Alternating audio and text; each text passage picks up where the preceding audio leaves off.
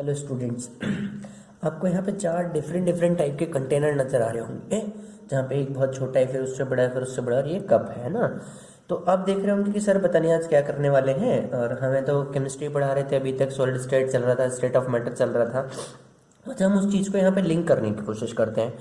तो सबसे पहले मेरा एक सवाल का आंसर दीजिए कि ये जो सारे कंटेनर आपके सामने रखे हैं, क्या ये सॉलिड स्टेट की कैटेगरी को सेटिस्फाई करते हैं या नहीं करते हैं, जो आपने कल पढ़ी थी।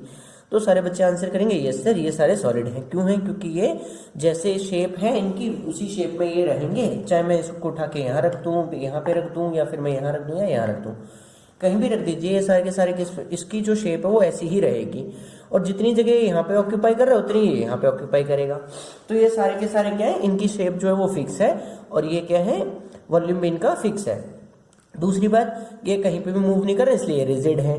ठीक है, पार्टिकल मूव नहीं कर रहे हैं, इसकी स्पेस बहुत कम है, फोर्स ऑफ अट्रैक्शन बहुत ज़्यादा है। तो ये सारी बात आपने कल पढ़ी थी।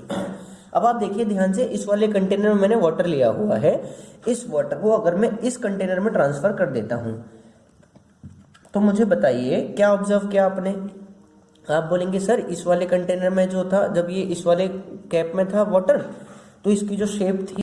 अब आप बोलेंगे कि सर ये जो वाटर है इसमें इसकी शेप क्या हो रही है, थोड़ी सी चेंज हो गई, मतलब इसकी जो शेप थी वो इस कंटेनर जैसी थी और यहाँ पे चेंज हो गई। अब मैं इसको इस कंटेनर में डाल देता हूँ, चलिए, तो अब इसकी जो शेप है वो कैसी होगी बताइए, वो फिर से चेंज हो गई। और इस कंटेनर से हम इसमें ट्रांसफर कर देते हैं, तो हम देखते हैं कि इसकी जो शेप है वो फिर से क्या हो रही है, चेंज हो रही है। और फाइनली मैं दोबारा से इसी कंटेनर में इसको वापस कर देता हूँ। तो आप मुझे बताइए आपने क्या ऑब्जर्व किया। आपने यहाँ पे दो चीज ऑब्जर्व की कि जितना पानी था, पानी उतना का उतना ही है, लेकिन इसकी जो शेप है वो हर बार चेंज हो रही थी। मतलब the shape of the water is continuously change but the volume of the water remains constant. उस वाटर का जो वॉल्यूम है वो हमेशा क्या आ रहा है, कांस्टेंट आ रहा है, उसमें कोई भी चेंज नहीं है इसका। और वाटर को आप किस कैटेगरी में रखते हैं, लिक्विड कैटेगरी में रखते हैं। इसका मतलब जो लिक्विड होते हैं उनकी शेप जो होती है वो डिपेंड करती है कंटेनर पे, और उसका जो वॉल्यूम होता है वो हमेशा फिक्स रहता है। समझ आ गई बात। चलिए, तो ये तो रहा आज का इंट्रोडक्शन कि क्या हम पढ़ने वाले। तो आज हम बात करेंगे लिक्विड स्टेट पे। तो आई होप आपको समझ आ गया होगा कि मैं ये क्या करने वाला था। तो आपने दो चीजें देखी, एक तो सॉलिड देखा और एक लिक्विड की कैटेगरी एग्जांपल आपने देख लिए। चलिए इससे आगे की बात करते हैं। आई होप आपने इस एक्टिविटी को एंजॉय किया होगा। तो मैं Amit Sharma, PGD chemistry from केंद्रीय विद्यालय डिब्रूगढ़, आज नए टॉपिक के साथ। तो आज हम बात करेंगे लिक्विड और गैसियस स्टेट की। तो पहले हम देख लेते हैं जरा लिक्विड स्टेट क्या होती है। तो यही बात आपने बोली थी, liquids have definite volume but have not fixed shape, they take up the shape of the container. मतलब जैसा कंटेनर होगा वैसी ही उसकी क्या हो जाएगी, शेप हो जाएगी। अगर इस डायग्राम को आप देख रहे होंगे तो कल जो आपने सॉलिड की स्टेट देखी थी और उस स्टेट में और इसमें क्या डिफरेंस नजर आ रहा है। तो आप बोलेंगे सर उसके जो पार्टिकल थे वो बहुत पास थे और इसके पार्टिकल थोड़े से दूर है। चलिए, तो हमें एक बात समझ में आती है कि पार्टिकल जो एग्जाम एक्टिविटी आपने की वो समझ आ रहा है ना, गुड। अब liquid can flow and change their shape, they are called fluid. Clear है बात कि उनकी वो जो क्या कर सकते हैं, फ्लो भी कर सकते हैं और उनकी शेप भी मैं चेंज कर सकता हूं। जैसे मैंने अभी आपको दिखाया, वाटर को हम एक कंटेनर से दूसरे कंटेनर में ट्रांसफर कर पा रहे थे इजिली, और उसकी शेप भी चेंज करते हैं। इसलिए हम ऐसे सब्सटेंसेस को फ्लूइड कहते हैं जो फ्लो कर सकते हैं, मूव कर सकते हैं। क्लियर है बात। तो आगे की बात कहते हैं, देखिए solid and gases can easily diffuse in liquids. मतलब लिक्विड जो होते हैं उनमें सॉलिड और गैस दोनों ही इजीली डिफ्यूज कर जाते हैं। क्यों? क्योंकि देखिए इसके पार्टिकल्स के बीच में क्या है, स्पेस है। अगर स्पेस होगा तो कोई भी चीज में इजीली मिक्स कर सकती है। एग्जाम्पल आपको मैंने बोला था कि एक्टिविटी करना, एक गिलास वाटर लीजिए और उसमें आप क्या कीजिए, चीनी मिक्स कर दीजिए, है ना, शुगर मिक्स कर दीजिए 1 TBS। तो आप देखेंगे चीनी इसमें डिसॉल्व हो जाएगी। मतलब इसमें क्या होगा, ये डिफ्यूज हो गई, डिसॉल्व हो गई। क्लियर है। चलिए अगली बात करते हैं। इंटरमोलिकुलर फोर्स क्या होगा, लेस होगा with respect to solid, solid से कम होगा, और सॉलिड से स्पेस जो है वो क्या है, ज्यादा है। देखिए स्पेस और फोर्स का एक रिलेशन आप याद रखिए, फोर्स जो होगा वो हमेशा इनवर्सली प्रोपोर्शनल होगा किसके, स्पेस के इनवर्सली प्रोपोर्शनल होगा। इनवर्सली का मतलब कि अगर ये बढ़ेगा तो ये कम होगा, ये कम होगा तो ये बढ़ेगा। तो फोर्स जो है वो सॉलिड से क्या है, कम है, तो स्पेस क्या हो जाएगा, ज्यादा हो जाएगा, और इसीलिए इजीली मूव कर सकते हैं। जब इनके बीच में फोर्स बहुत ज्यादा नहीं होगा तो क्या कर सकते हैं, इजीली मूव कर सकते हैं।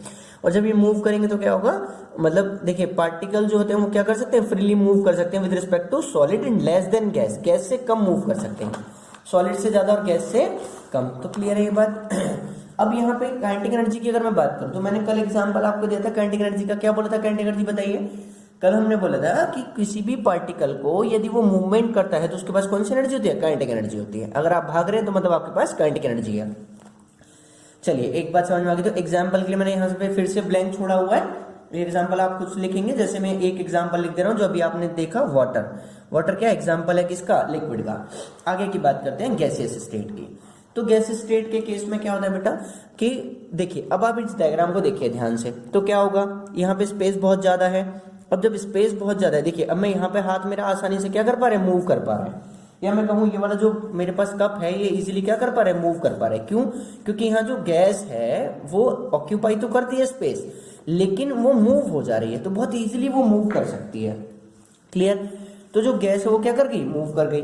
तो गैस की ना तो वॉल्यूम फिक्स होती है, ना उसका शेप फिक्स होता है। अब मान लीजिए जैसे एक गैस सिलेंडर है आपके घर में, आप उसे जब ओपन करेंगे तो क्या वो किचन में रहेगा, नहीं, वो पूरे घर में फैल जाएगी गैस, है ना। और अगर वो कंटेनर में बंद है तो वो कंटेनर में रहेगी। मतलब गैस जो होती है वो उस पूरे कंटेनर की शेप को ऑब्जर्व वो कर लेगी, कवर कर लेगी जिसमें उसको रखा जाएगा। क्लियर, पूरे में कवर कर लेगी वो। लिक्विड केवल उतने में करेगा जितना उसका वॉल्यूम है, इसलिए गैस का वॉल्यूम भी फिक्स नहीं होता और उसकी शेप भी फिक्स नहीं होता। और डिफ्यूजन जो होता है वो सबसे ज्यादा होता है इसमें। क्यों होगा, क्योंकि स्पेस बहुत ज्यादा है तो डिफ्यूजन सबसे ज्यादा होगा। स्पेस की बात करें तो सबसे ज्यादा देखिए लिखा है मैंने, intermolecular space is more than liquids, और we can say that it is highest in gases. Gases के केस में क्या होगा, हाईएस्ट होगा, क्योंकि लिक्विड से ज्यादा है, और लिक्विड में तो सॉलिड से भी ज्यादा होता था। स्पेस बहुत ज्यादा है तो फोर्स क्या हो जाएगी, कम हो जाएगी। मतलब लिक्विड से बहुत कम फोर्स होती है इसमें, और मैं ये भी कह सकता हूँ कि सबसे कम होती है इन तीनों के कंपैरिजन में। तो अब आप देखिए, अब यहाँ पे अगला पॉइंट क्या है, diffusion tendency of gases is highest. मतलब आप देखते होंगे गैस जो है वो सबसे ज्यादा जल्दी डिफ्यूज होते हैं। क्यों, क्योंकि सारी की सारी जो कहानी है वो किस बात पर डिपेंड कर रही है, इनके बीच के स्पेस पे। स्पेस ज्यादा होगा तो डिफ्यूजन आसानी से हो जाएगा, मतलब वो मिल पाएंगे। स्पेस ज्यादा होगा तो वो मूव भी ज्यादा कर सकते हैं, मतलब उनकी काइनेटिक एनर्जी बहुत ज्यादा होगी। तो वही हमने यहाँ लिखा हुआ, particles have highest tendency to flow, hence kinetic energy of the particle is highest in cases of gas. तो ये तो रही बात किसकी, गैसेस की प्रॉपर्टीज की। अब आपके पास समझ में आ गया होगा, मैंने 3 स्टेट पढ़ाई आपको, सॉलिड पढ़ा हमने, मैटर लिक्विड पढ़ा और गैस पढ़ा। तो ये रही बात गैसेस की। तो हम तीनों स्टेट के बीच में क्या कर सकते हैं, डिफरेंशिएट कर सकते हैं। क्लियर। तो मैं आपको एक होमवर्क दे रहा हूँ। होमवर्क क्या है, देखिए मैंने यहाँ पे 3 डायग्राम बना रखे हैं अलग अलग, और इन तीनों डायग्राम में आपको ऑब्जर्व करना है कौन सॉलिड है, कौन लिक्विड है, कौन गैस है। ठीक है, आप चेक कीजिए, ये सॉलिड है, ये सॉलिड है, ये सॉलिड है। तो फिर आप क्या लिखेंगे, यहाँ पे स्टेट लिखेंगे पहले कि ये सॉलिड है, मान लीजिए ये लिक्विड है, ये गैस है। मैं गलत भी बोल सकता हूँ, तो मेरी बात पे ध्यान ना दें, आप अपने हिसाब से देखें जो पुराने डायग्राम है उनके बेसिस पे। क्लियर। उसके बाद कंडीशन इधर लिखेंगे आप, मतलब कंडीशन क्या है वो मैं बता देता हूं। जैसे आप लिखेंगे इंटरमोलिकुलर फोर्स, तो सबसे ज्यादा किस में है वो लिखेंगे मैक्सिमम, फिर सबसे कम किस में है उसमें लिखेंगे मिनिमम। तो ऐसे करके आपको एक डिफरेंशिएटिंग टेबल बनानी है, ये आपका होमवर्क है, ये आप कंप्लीट कर लेंगे और फिर मैं कल आपसे इसको पूछूंगा। क्लियर। तो यहां तक पढ़ लेंगे, कोई दिक्कत आएगी तो पूछ लेंगे, बाकी की बात हम करेंगे अगली क्लास में। Thank you so much.